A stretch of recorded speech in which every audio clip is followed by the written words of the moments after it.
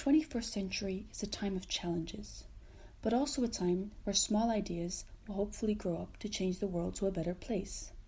Can you imagine a world without hunger? How could we ever get there? To strive for big change, sometimes you have to start small, somewhere.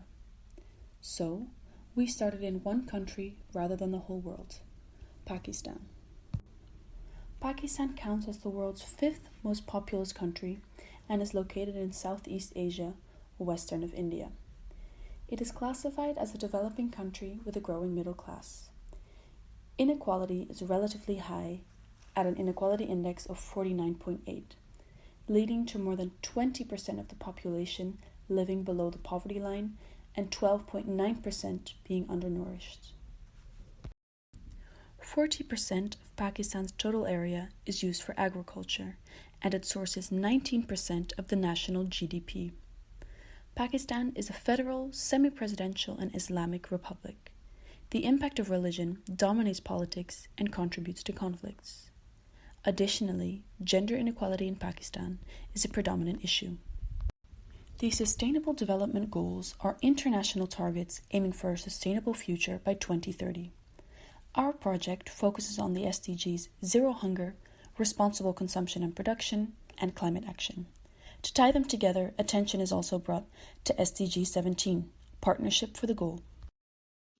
Severe food insecurity has been leading to challenging and stagnating progress for zero hunger in Pakistan, as an alarmingly high group of around 12.9% of the population lives in food insecurity. Pakistan produced a successful national action plan for sustainable consumption and production in 2017, together with the UN Environment. Production has shifted to high-value products and internalizing environmental externalities. Pakistan has also adopted several national adaptation plans and has developed disaster risk reduction strategies to mitigate and adapt to climate change. This is urgently needed as the country is at high risk for increasing droughts. Prevalent issues Pakistan is currently facing are the lack of innovative and sustainable farming to adapt to climate change and the minimal engagement of marginalized groups in farming. Therefore, our chosen human activity is participatory farming, focusing on empowering marginalized groups in Pakistan, such as women and young people, to achieve the chosen SDGs. This is necessary as women play an important role in the functioning of the agricultural system, but this is not recognized and financially rewarded. The project aims to identify niche initiatives, also known as seeds, that challenge the incumbents' unsustainable systems and develop transformative pathways and scenarios to imagine better, alternative, sustainable futures. Solinsa is an EU-funded research project supporting agricultural innovation across Europe. It provides an innovation broker acting as a facilitator, expert or network creator between farmers and researchers. Statewide Small Farm Program promotes organic farming systems through capacity building training provided to farmers and their communities. Enhancing Women's Income Through Dairy Interventions is a program initiated by Friesland Campina that provides farming training to rural female farmers. It aims to raise unemployment and financial independence amongst women in rural areas.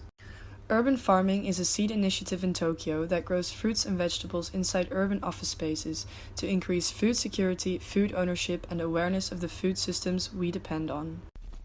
Pathways are an important tool to visualize the effects of our chosen seeds if they transform from niche initiatives to dominant systems, where the current system falls due to the disruption of the seeds.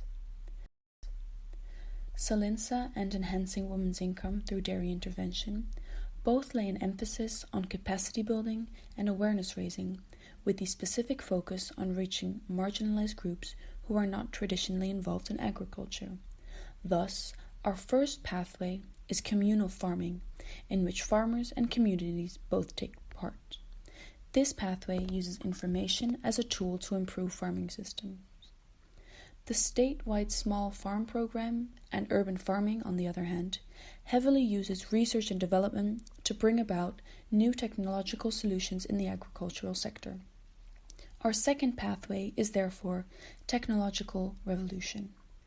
Agricultural production migrates to a significant extent into urban areas and makes use of hyper-efficient technologies.